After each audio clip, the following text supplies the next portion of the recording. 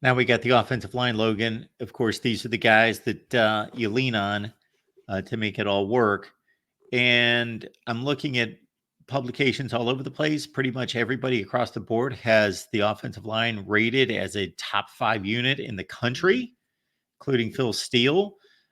You get a pickup from Florida through the transfer portal, and you've got 190 starts coming back, despite some key losses. Still, 190 starts coming back. A lot of experience. There is a lot of experience, and I think that's what all those national publications and PFFs and all those outlets are relying on, is all the experience. And I thought Florida State had some good experience last year, but a lot of inconsistencies. It was not a great season for Florida State on the offensive line. If we're being completely honest here, we expected a lot better. That's because you were shuffling around so many guys. Darius Washington played about every position on that offensive line, and that's great. That's awesome. There's a reason why he was repping, Florida State at the ACC media days. He's done a phenomenal job, and he's been glued to this offensive line like Maurice Smith at the center position. But you have the experience, and yeah, you brought in Richie Leonard from Florida as an experience there in the SEC.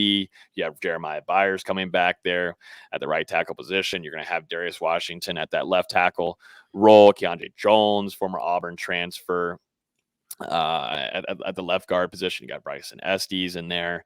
I just, you got Terrence Ferguson, from Alabama, that can help out in that right guard position. So you have the ton of experience. It's just about staying healthy. And, if we're going to be looking at these guys, and experience on offensive line, that's the biggest thing. Experience. This unit should not be a letdown this upcoming season, like it was to me, at least last season. There was just too many holes coming through. Pass rush after Jordan Travis, and the run game and some parts just couldn't find its groove. This unit is expected to be one of the best in the country, and we're relying on experience. Talent is going to have to come play a role in this. And, I think Darius is your best offensive lineman here. I go over to probably Maurice Smith just because of his consistency. He's not the biggest guy. If Maurice Smith was bigger, he'd be headed to the league. I'm sorry, but he's been the most consistent guy, and they're able to stay healthy. It's just he gets dinged up early on in the season, but he still stays alive and is able to do his job. But at top 5 unit experience wise, we just got to see it. It's got to be better. And like I was saying about the quarterback position earlier, for this quarterback, DJ, it's a whole different story than Jordan Travis when he saves you by evading 2 linebackers or 2 tackles coming at you at Jordan Travis's face. This is DJ. This is another 55 pounds on him. And, I don't want Florida State to have to rely on DJ being a dual threat quarterback. You want to utilize his arm. We don't want to see DJ running around. He's going to do it. Yeah. But I think fans are going to find out real quick is not have that same speed as Jordan Travis, and not much of anybody in college football had the last couple of years, except for maybe the dude who got picked number 1 in the overall NFL draft, who's now with the Chicago Bears with Caleb Williams. So got to be better. It's got to be better, and you got to protect DJ in here, and DJ's also got to get the ball out, because then we'll be blaming DJ on if he's not getting the ball out, and that's something that has kind of been a little bit of a conversation since spring and fall camp so far. I watched a lot of DJ at Clemson, not so much at Oregon State these last 2 years, but I did see him there. But at Clemson, was he good all the time? No. He bounced back his last season, was a much better quarterback his last season than he was the season before. But for as good as Clemson was at the wide receiver position from about the time 2011, 2012 through Trevor Lawrence, they were pretty mediocre there. They didn't help him out at all at the wide receiver position. The acrobatic kind of plays we're used to, DeAndre Hopkins, Mike Williams, all those guys, that was gone. They didn't have anybody to help him out that way. He couldn't just toss it up like Trevor and Deshaun and get those kind of plays. So it was on him to a certain extent. But also, yeah, he was not throwing to the Clemson wide receiver core of those national championship teams. No doubt about that. The other thing with the offensive line, you make some good points, is obviously they don't have a sack total that's as high. They get bailed out. Nobody goes crazy on the analysis. So when Jordan Travis dodges two guys, gets out of a sack and picks up a first down, nobody says anything about the offensive line unless you're a hardcore fan and you're really figuring out, okay, that wasn't good. Uh, Yep.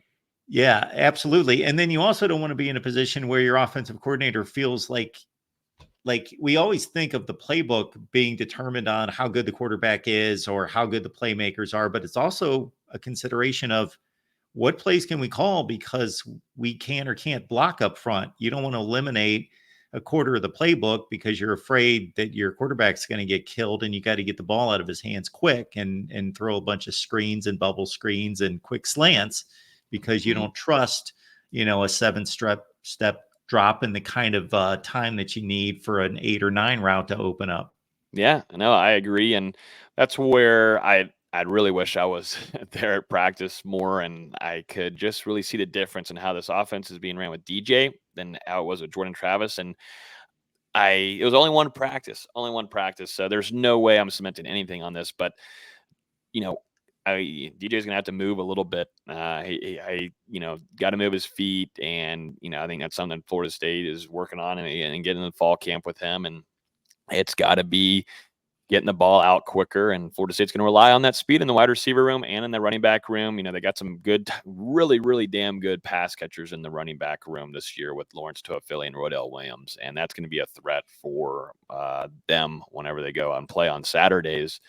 But it's this season is all on DJ. I know we always say it depends on the quarterback. I didn't really say that last year because you had Jordan Travis and he was developing nicely and you knew he was going to have a strong season. But this one's about DJ to me. It's about DJ and the offensive line. I know what I can get out of that wide receiver room, to be honest with you. If I have to go to Kentron, if I have to go to Darron, I have to. I don't have much of stuff from Hakeem. Had some flashes. We know what he did against Syracuse. He got the speed. We don't see much from Malik Benson, but we're going to see it for the first time in week 0. There's a lot of youngins. It's just, it really, I think, is that offensive line, and can they build the consistency on a week-to-week basis? If they can do that and protect DJ and he's able to get the ball out, yeah, you're probably getting back to Charlotte. So big fall camp. That's why we're in fall camp. That's why it's so long. And there's a lot of practices happening. So there's a lot to like about this offense. There really is. So I'm interested to see what Mike Norvell has cooking. My theory in the wide receiver room might be a little bit simplistic, but I think it measures out most of the time. And it's if you've got 7 or 8 dudes, and when I say dudes, I don't mean that they've proven anything, but they look the part. They've got the talent. They've got the skill. They were recruited basically as high-end guys. That even though that's a lot of inexperience, the odds say that 3 of those guys come through and you should be okay. You need like 3 main guys that can get the job done on a snap to snap basis to have, as long as you don't have injuries, obviously. And the odds say that 3 of those guys can come through. Yeah. And I think at least in that wide receiver room, we know the running back rooms, that's locked. Tight end room, Kyle's Kyle. But wide receiver room, there, like you said, there's a lot of guys there, and there's not a whole ton of experience, I would say. Definitely playing on FSU's side, got some transfers in there. But look at what Florida State was able to do with Keon. Look what they were able to do with Johnny Wilson. If you want to get drafted, go make some plays. Mike Norvell will shape it up for you. And I think that's now where some Florida State players need to look and see where some of their guys, their former best friends that were on this roster for a couple of years or a year, like, whoa, I can come in, I can make some big plays. It might not be easy, but I can make some big time plays, and I can shoot myself up the draft boards and stuff. And, of course, you want to just stay solely focused on your team. You want to get to the ACC championship. You want to win on Saturdays, and you want to get that natty. You want to get the college football playoff, absolutely. But, you got to have that extra drive in you where you want to make this is a big time career choice for you. And I think that's something we're seeing with Malik Benson, which I'm super excited about because Florida State needs a big time playmaker in the wide receiver room after losing those 2 superstars that Florida State had on offense last year and last 2 years with Johnny. That's Malik Benson is on that stride right now, and I like it.